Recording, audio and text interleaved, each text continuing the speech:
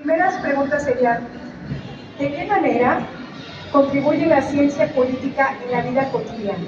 ¿Por qué es importante la licenciatura en estudios políticos, el estudio de la ciencia política, la administración gubernamental, las políticas públicas?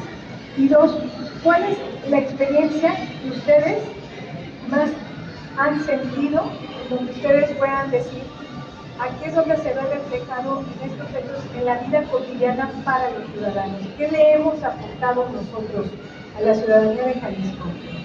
Y otro tema, porque no quiero dejarlo de lado, en virtud del auge que ha tenido, que es el tema de los influencers, ¿no? Entonces, la opinión de los influencers suele empezar más que la de un profesional.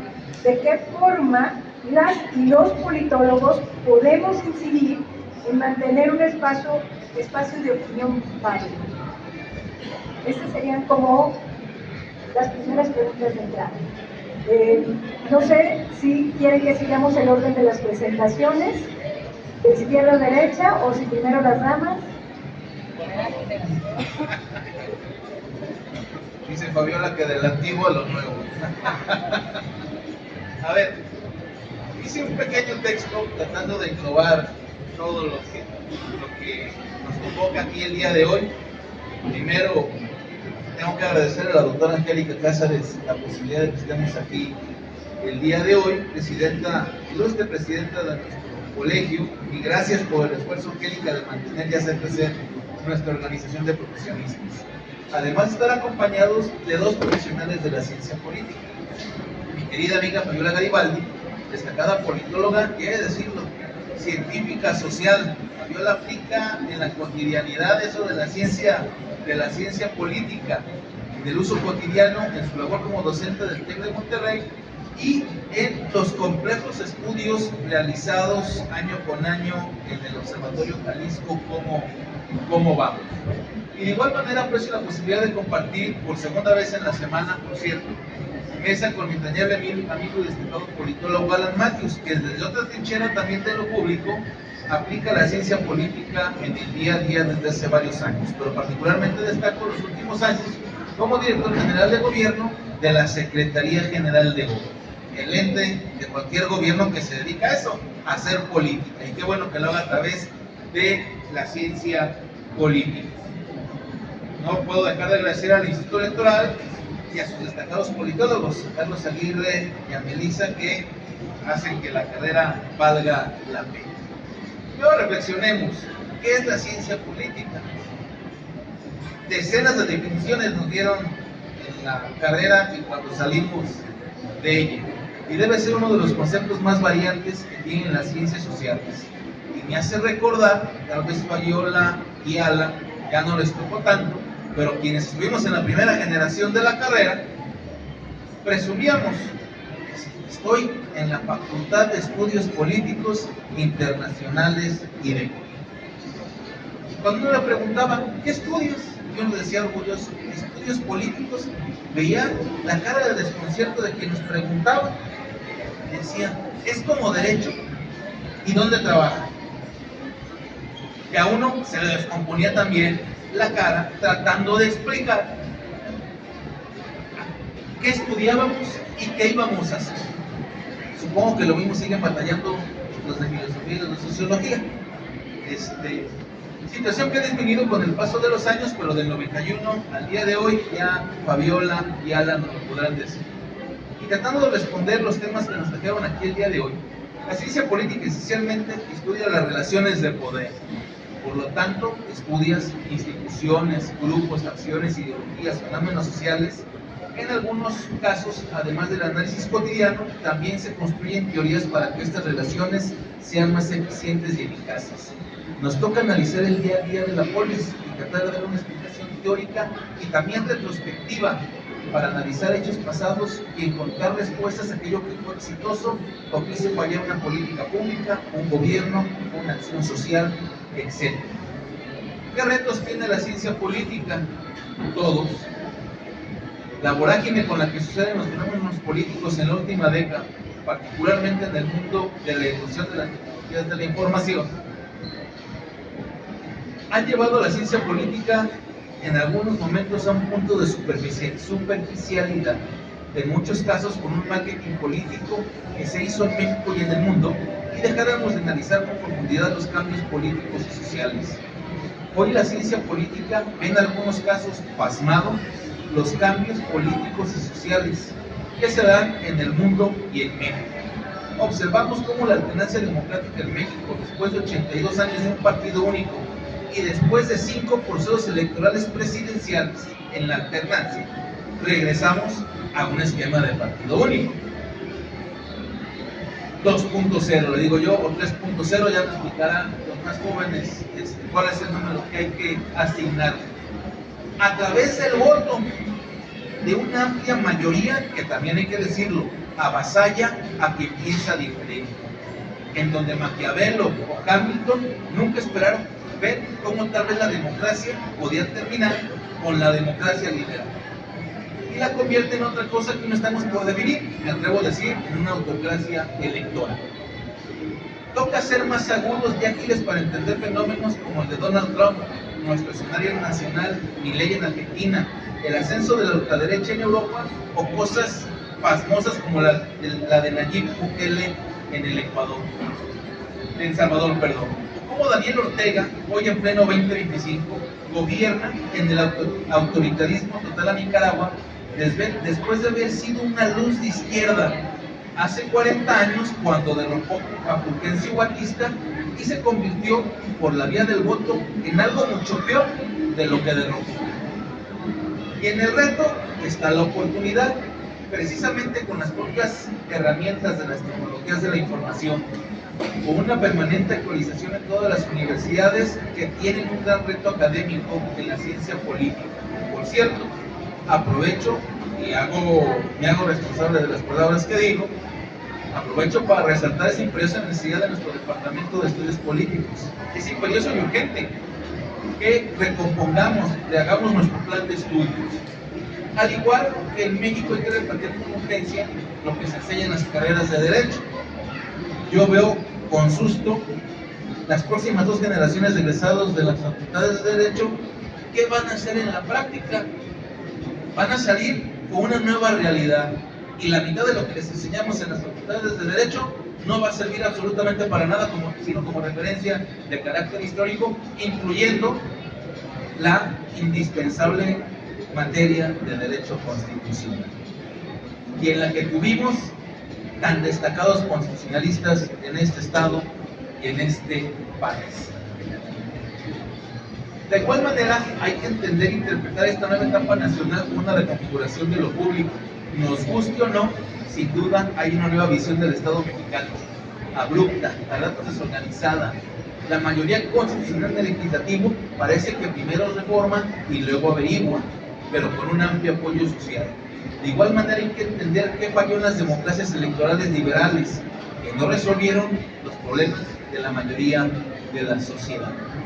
Principalmente este desencanto es el que hace que las masas se inclinen por los extremos del mapa ideológico, o en otros casos opte por híbridos o amalgamas ideológicas sin pies ni cabeza. O cómo comprender que ante la dictadura de la mentira, en donde la mayoría sabe que algunos postulados de los sectores políticos son francas falsedades, las asumen como verdad y logran amplios apoyos en la etapa de la posverdad. Por eso, la oportunidad de seguir estudiando con pertinencia, actualizarse, es el reto y la oportunidad. Para ello están las universidades o colegios de profesionistas como el de nosotros, instituciones como esta, o como la de del Instituto Electoral, o como la de los vecinos de enfrente. Pero la ciencia política exige más y mejores politólogos y politólogas para que nuestra aportación mejore el espacio público hoy tan menospreciado.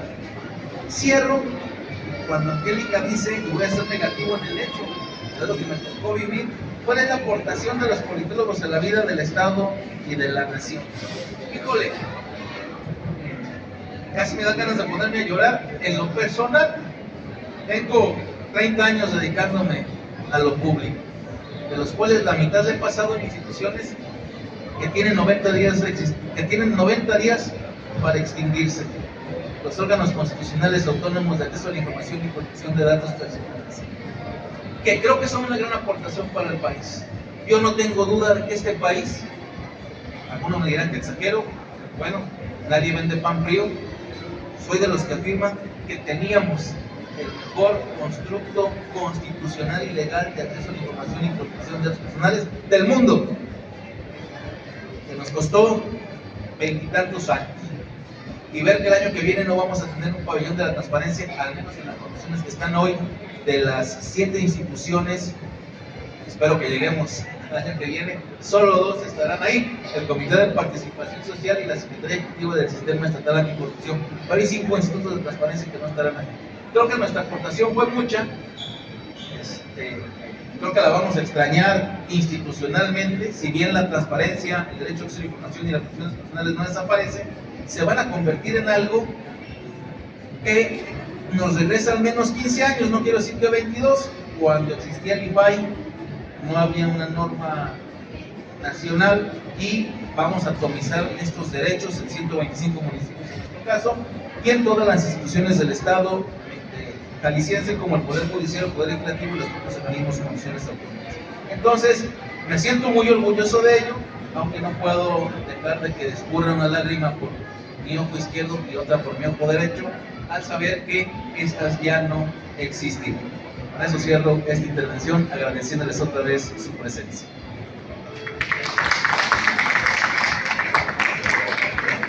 Muchas gracias, maestro Vicente Riveros. Previo a darle el uso de la voz a nuestra Fabiola, les comento nada más también que aquí habemos 3 generaciones. Yo me encuentro con María Vicente, pero somos los que de alguna u otra manera hemos construido la carrera de estudios políticos y aquí tienen ustedes 30 años de la misma. Y sí, por redefinir. Doy el uso de la voz a la maestra Fabiola. Muchas gracias, Angie, por la invitación, por organizar este espacio de diálogo que creo que es muy necesario para las politólogas y para los politólogos y para el futuro de las instituciones democráticas en nuestro país. Gracias también al Instituto Electoral por dar este espacio tan valioso para las organizaciones de la sociedad civil o de profesionistas, que creo que ha servido para que durante este espacio de la FIL distintas organizaciones muestren lo que hacen, lo que le aportan a lo público y sumen más voluntades, ¿no? Porque creo que justo estamos en un momento en el que necesitamos replantear el papel de la ciencia política en la sociedad y el papel que tenemos como ciudadanos para construir un mejor espacio en lo público. Respecto a las preguntas que nos hacía Angie, yo pensaba o trataba de reflexionar sobre la contribución de la ciencia política a la vida cotidiana de las personas y creo que soy una convencida de que la ciencia política permite analizar la sociedad, permite comprender los contextos, los vínculos, los contrastes, la diferencia, la pluralidad, las relaciones de poder y nos ayuda a diseñar alternativas para organizarnos mejor como sociedad y para tratar de estructurar ese mismo poder. Las relaciones sociales son relaciones de poder, siempre lo han sido, y la ciencia política tiene como disciplina una función fundamental en este sentido. Hannah Arendt decía que la política se basa en el hecho de la pluralidad de los hombres y también decía que hacer política es una vía para la libertad, para la felicidad pública, precisamente porque nos permite conocer lo que es común, lo que nos hace sociedad y nos permite identificar los extremos, muchas veces riesgosos, de estas dinámicas y relaciones de poder. Creo que hoy más que nunca, en un país y en una sociedad en general tan fragmentada, a la que le cuesta mucho el diálogo, a la que le cuesta mucho la escucha, a la que le cuesta incluso la dinámica de negociación, de ceder, de aportar y de construir entre diferentes, y que además eso nos genera mucha incertidumbre, mucha deshumanización.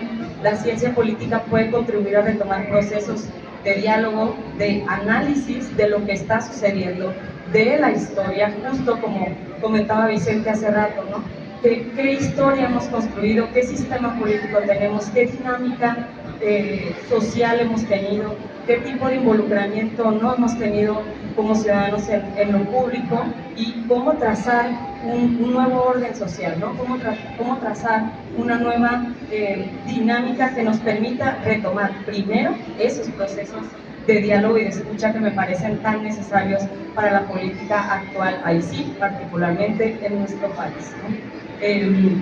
Creo que la experiencia que he podido tener en los años que tengo como politóloga en la profesión, yo egresé en el 2013, hace algunos años, mi generación 2009-2013, y me he desempeñado principalmente en el tercer sector, en organismos intermedios y en la sociedad civil, ¿no? Como ya platicaba hace rato Vicente y Angie, pues en donde he estado en los últimos años es en un observatorio ciudadano de calidad de vida que se llama Jalisco Cómo Vamos y que trata de aportar generando información para la toma de decisiones, pero que sobre todo trata de involucrarse en lo público partiendo de la aplicación de la teoría a la práctica, es decir, nosotros tratamos de analizar la estructura del Estado, sus dinámicas, mapear actores para poder analizar estrategias de incidencia que permitan mejorar precisamente lo público, lo que nos une e impacta a todos, nos involucremos o no. Y para aplicar esas estrategias se requiere de análisis de contextos, de actores, de intereses, de capacidades de influencia de unos actores a otros, y a partir de ello diseñamos estrategias para establecer vínculos, para dialogar, para negociar y para construir junto con los otros sectores alternativas de diversa índole a los complejos problemas públicos que enfrentamos. En el observatorio tenemos la visión de aportar que las personas vivan mejor construyendo con otras y con otros, y en ese sentido hemos podido conectar el aprendizaje teórico de la ciencia política, así como la formación constante en nuevas metodologías, nuevas herramientas, para ser estratégicos, siempre tratar de ver las cosas con matices y desde distintos ángulos, que creo que es algo que en estos momentos también nos falta bastante, esos matices tan necesarios para analizarnos como sociedad. Otra faceta en la que yo he tratado de desempeñar mi perfil como politóloga, yo no he estado en una posición en el sector público, he colaborado muchos de ellos desde los otros espacios, pero la otra posición es precisamente en la academia, ¿no?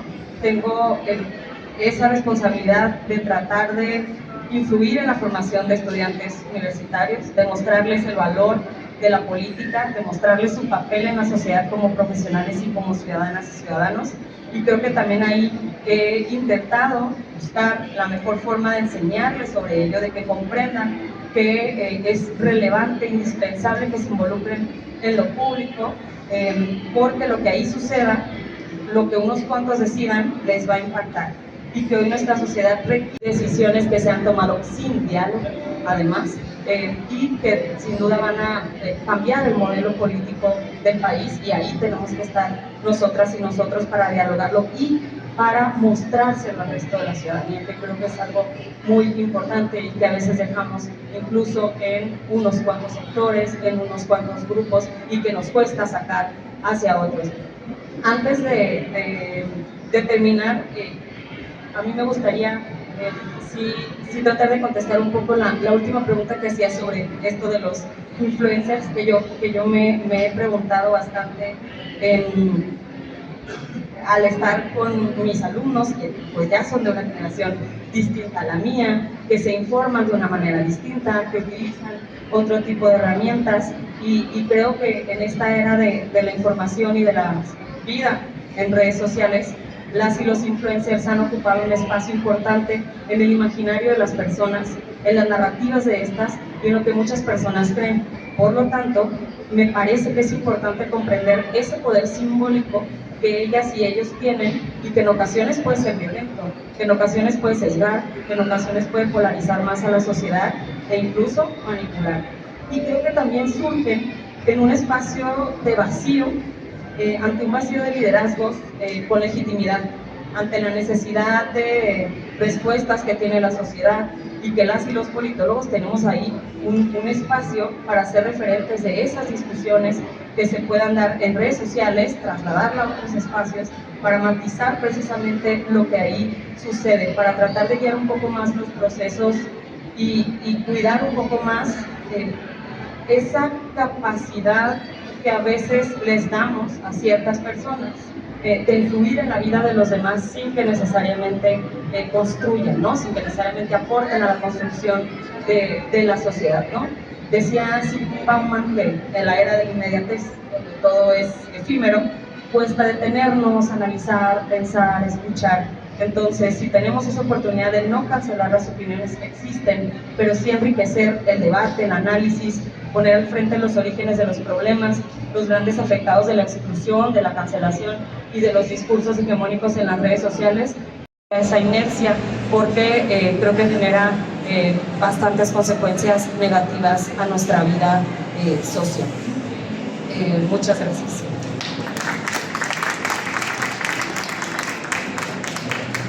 Muchas gracias a la maestra Fabiola Figueroa por su aportación muy interesante en los comentarios que hace. Efectivamente, además, visto en mucha medida también desde el tercer sector, ¿no? Esa parte importante de todo lo que se aporta, los diálogos, etcétera, ¿no? Pero sin más, para comentarios más adelante, le doy las gracias y la bienvenida y escuchamos la opinión de Matthew Cisneros. Muchas gracias, maestra Cáceres, por la invitación. Gracias a mis compañeros Vicente, Fabiola. Estoy honrado de estar compartiendo mesa con ustedes. Y la verdad es que es un ejercicio muy importante este que está haciendo el Instituto Electoral de Participación Ciudadana, porque vivimos tiempos complejos. La ciencia política, la política vive tiempos complejos y necesitamos defender justamente esto, ¿no? La democracia, las instituciones. Me parece que estos ejercicios se tienen que fomentar muy seguido, y los politólogos creo que tenemos un grado de responsabilidad importante para el diálogo con la ciudadanía, sobre todo en la etapa, lo decía muy bien el maestro Vicente Riveros, la posverdad, la difuminación de lo que es real o no es real en términos de discusión pública. Atendiendo ya o entrando en materia, ¿de qué manera, preguntaba la maestra, contribuye la ciencia política o el politólogo a la vida cotidiana? Yo, cuando empecé a trabajar en el servicio público, me encontré con una dificultad, ¿no? Estaba, para empezar, lleno de abogados.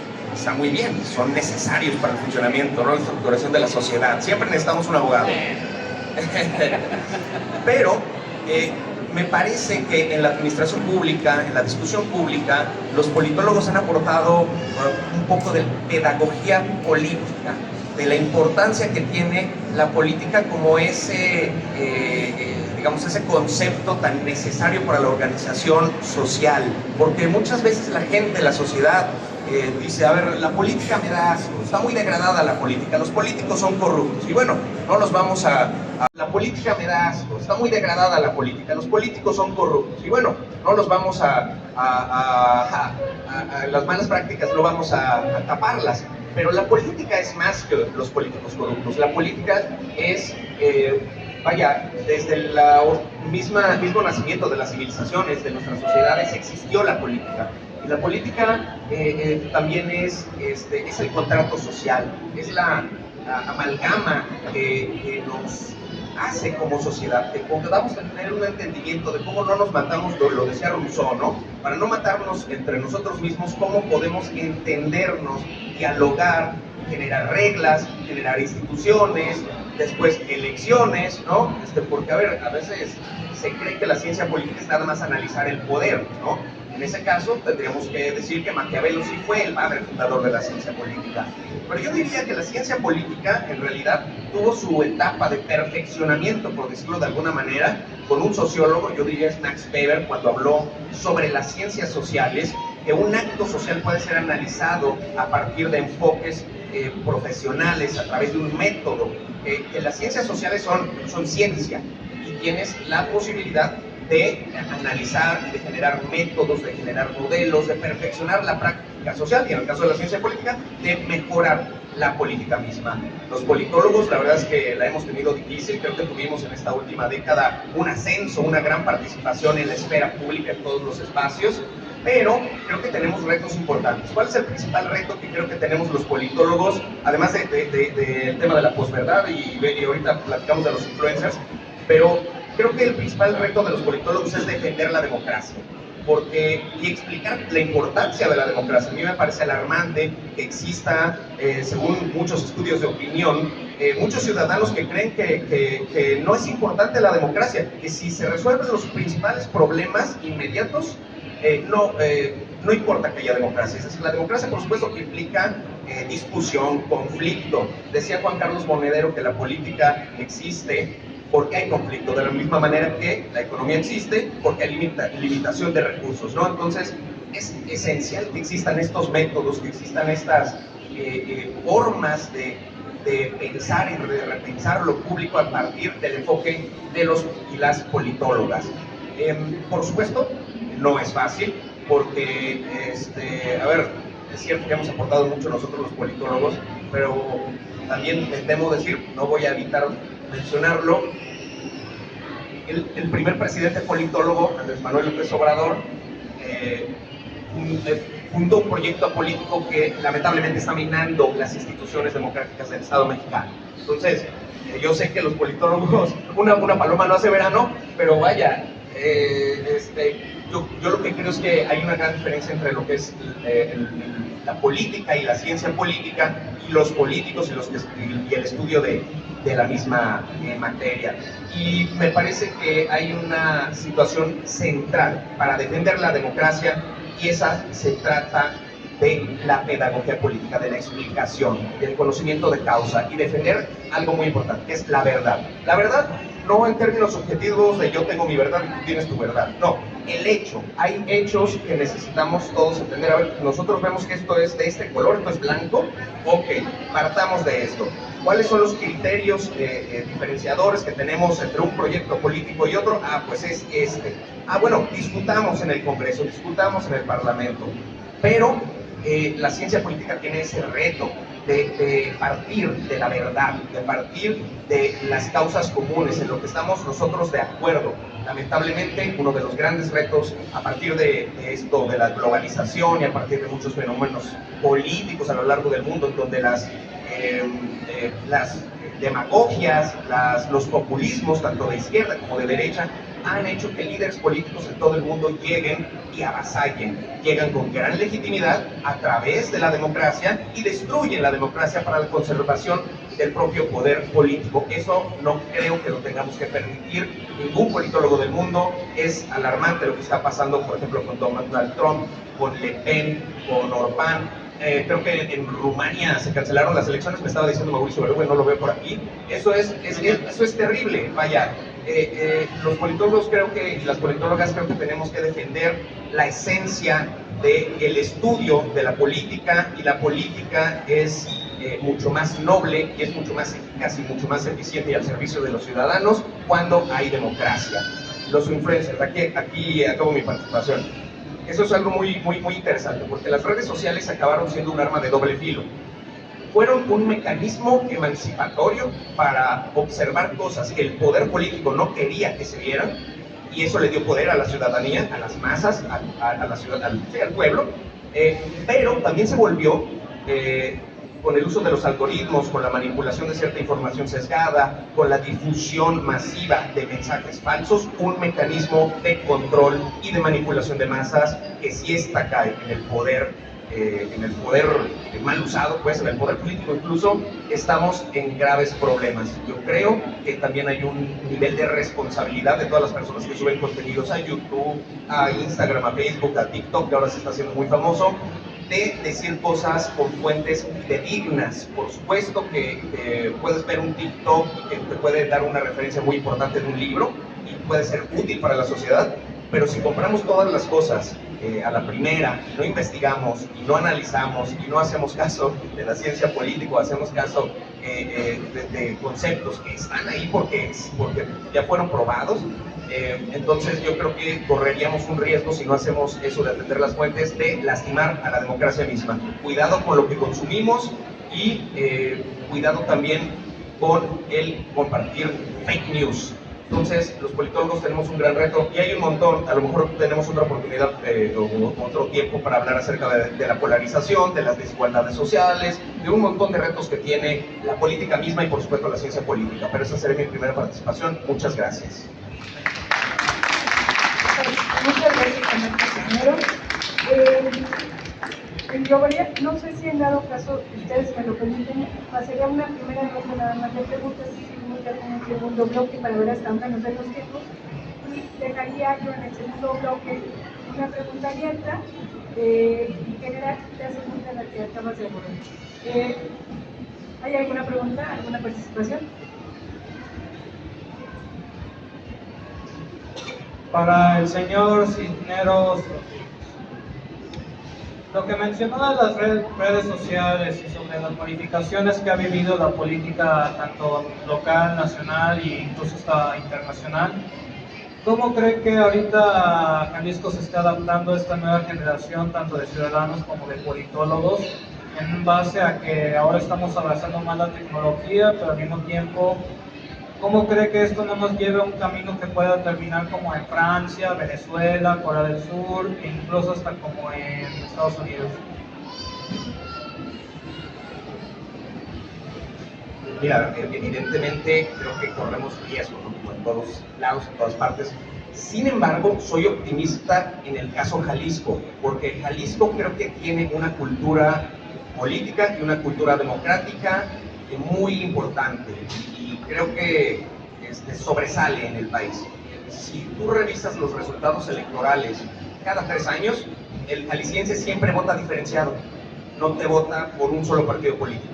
Esto te habla o te explica de que existe un análisis de voto consciente. Yo quiero que el parlamento tenga mayoría este partido, yo quiero que el alcalde quede otro personaje de otro partido y quiero que la presidencia de la república esté en este otro personaje. Es decir, el voto diferenciado creo que es una muestra de que los jaliscienses sí tenemos intención de investigar y de saber qué está ocurriendo en los asuntos públicos. También podría decirte que la primera candidatura independiente para una diputación se dio aquí en Jalisco. Te podría decir también que las consultas populares siempre son muy recurrentes. Te podría decir que los politólogos y las politólogas en Jalisco se han visto inmersos o nos hemos visto inmersos en los espacios gubernamentales, en la academia, en colectivos, en diferentes espacios de incidencia pública, en medios de comunicación, por supuesto, ya hay muchas politólogas. Entonces, yo lo que te diría es, soy optimista, sin embargo, el riesgo siempre es latente, porque la globalización, este esquema que tenemos también centralizador, este esquema de polarización que se está viviendo en el mundo, pues nos afecta, no somos una isla. Entonces, creo que decía, no recuerdo si era Manuel Castells, pero era lo de la aldea global. Evidentemente tú tienes tus problemas públicos inmediatos en tu colonia, en tu municipio, pero no tienes que dejar de observar qué es lo que está pasando en otros lados del mundo. Y porque esto también te puede llegar a ti. El hecho de que cancelen, por ejemplo, eliminaron a 7 organismos autónomos hace muy poco. En Jalisco no tenemos que permitir que eso pase, tenemos que observar qué está pasando a nivel nacional, tenemos que observar qué está pasando en América Latina, en Europa, sobre todo con los modelos autoritarios de Europa, que tienen una esencia distinta. En Europa ahorita lo que estamos viviendo es populismos autoritarios de derecha que están en contra de la migración y acusan de todos los males, de todos los problemas que tienen en sus naciones a los migrantes. Aquí tenemos otro tipo de problemas, pero vaya, bueno, y no te creas, en ese caso muy concreto pues estamos viviendo lo de Estados Unidos. Entonces tenemos que estar muy atentos y yo creo que es esto de piensa local, actúa global, o es al revés, pero estar en todos los espectros analizando qué es lo que está pasando y evidentemente informarse adecuadamente. sobre lo de las redes sociales, importante. Entonces, si hay eso, perdón, ¿quieres comentar otra cosa, verdad? Yo ya acabé. ¿Cuál es su función actual dentro del gobierno estatal y cómo ve que ahora tiene iniciativa esta segunda parte de la década para un nuevo proyecto para 2030? De hecho, técnicamente ya se me acabó mi contrato, yo ya ahorita no estoy trabajando. El gobierno, sí, el 6 de, pero era director general del gobierno, pues creo que habría que modificar ahí. Ya, voy a tener una próxima responsabilidad en el gobierno, sin embargo, la estaré anunciando en los próximos días.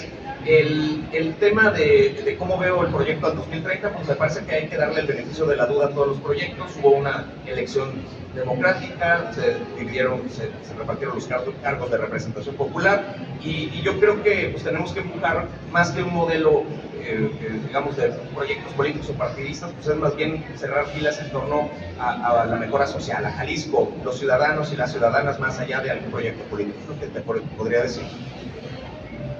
Gracias. ¿Alguna otra pregunta? Pasaré yo al siguiente tema. Muy en lo general, seremos ya breves por el tiempo que nos concedieron aquí en el espacio. Tenemos ya 20 minutos para que ustedes vean entre los tres. Y yo sí me iría a la siguiente pregunta y la lanzo en lo general, que sería, ¿cuáles serían los desafíos éticos y regulatorios que enfrenta la implementación de la inteligencia artificial en el ámbito laboral y cómo puede la ciencia política contribuir? Le englobo justamente con este tema del desafío concreto de las politólogas y los politólogos y el impacto que tiene justamente la inteligencia artificial en nuestra profesión. Y yo para centrarme en nuestra profesión, porque ahí ya englobaría inclusive este tema de las redes sociales, de los influencers, del trabajo, incluso hasta los propios papers y hasta las propias declaraciones, hasta los riesgos, los retos, etcétera, y que impactan directamente en la profesión. Paso el micrófono a Vicente Viñoles. Soy el de menor pertinencia.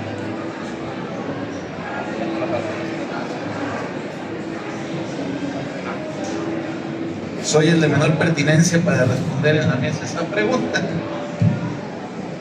Por la edad. No, pero a ver.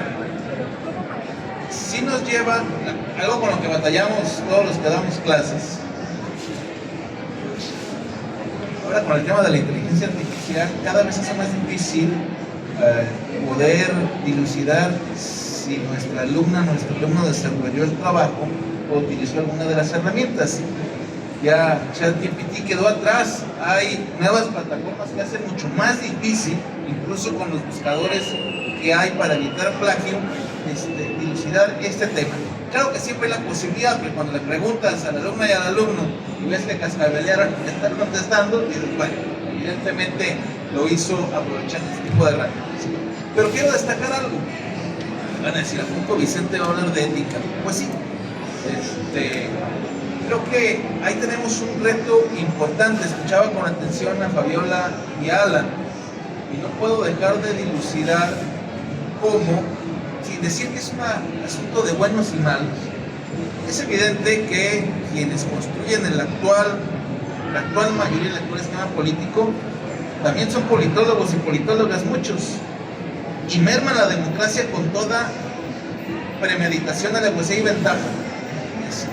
Por eso destaco lo que está a nuestras espaldas. Qué bueno que estamos aquí tratando de cuidar nuestra democracia. Y eso implica un asunto de carácter ético. Carlos Aguirre sabe mucho más que yo, Alan también, en este tenor. Pero hace 3 años tuvimos un municipio en el que solamente hubo una planilla, porque grupos de poder externos de los constituidos legalmente solamente dejaron participar en una planilla y no tenían un politólogo. Si hubieran tenido un politólogo, una politóloga, les hubieran dicho, necesitan dejar participar al menos a 2 planillas para que se pueda instalar el gobierno municipal. Yo creo que ya hay algún politólogo o politóloga que las asesore, porque los asesore, porque ahora sí permites que cuando menos haya 2 dos fuerzas políticas para poder instalar el gobierno con influencias que también tenemos que analizar desde la ciencia política y que nos cuesta mucho trabajo, porque hablamos del crimen organizado, hablamos de cosas que cuesta trabajo hablar en el salón de clases, cuesta trabajo hablar en lo cortito y cuesta mucho más trabajo hablarle en un espacio público como este. Sin embargo, es el elefante que tenemos en la sala. Es el elefante que tenemos en la sala que lamentablemente cada vez afecta a un mayor número de personas como ustedes o como yo. Porque llegamos a lo dantesco de estar en el lugar equivocado, en el momento equivocado. ¿Y qué hacemos desde la ciencia política para analizar el fenómeno y para tratar de proponer rutas de salida que no se dan de la noche a la mañana? También eso hay que tenerlo claro. Entonces, el estándar ético de quienes nos dedicamos a lo público, particularmente a través de la ciencia política, incluidas las tecnologías de la información, es fundamental. Y ese es un buen reto que tenemos, no solamente como universidad, sino como colegio. Y creo que esa es nuestra aportación que tenemos que hacer, querida Angélica, querido Alan, querida Fabiola, y a todos los que son politólogas o politólogos que forman parte de nuestro, está Jorge Campos también, que forman parte de nuestro colegio. Ahí tenemos un inmenso reto, entendiendo que en la diversidad de los ya seguramente miles de egresados que tenemos a lo largo de 30 años en la carrera, habremos malos, habremos regulares y habremos capaces y pertinentes, algunos otros. Entonces yo dejo ahí esta segunda intervención.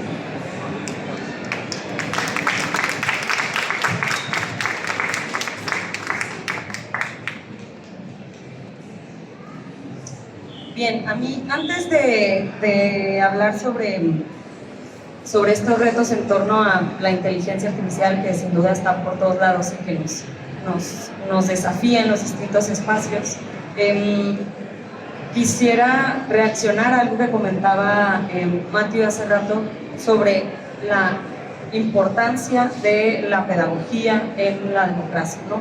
Yo soy una convencida de que la democracia es el mejor sistema político y de organización social para poder vivir entre diferentes, porque establece reglas, normas, contrapesos, equilibrios, trata de regular el poder. Pero algo que hemos visto al generar información sobre democracia, de la poca información que hay, porque no es suficiente en nuestro país, de la poca información que hay sobre comportamientos y percepciones ciudadanas ante la democracia, algo que hemos analizado en el observatorio en el que participo es que precisamente esa pedagogía no es suficiente cuando este esquema democrático no satisface las necesidades básicas de las personas.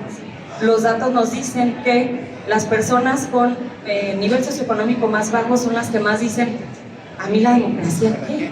O sea, ¿yo para qué necesito democracia? A mí denme el sistema de gobierno que sea. Y creo que en ese entorno de desigualdades estructurales tan añejas en nuestro país, la pedagogía no puede sola si no se reducen, si no se suman esfuerzos para reducir esas desigualdades estructurales. Porque nosotros le hablamos a personas a las que la democracia no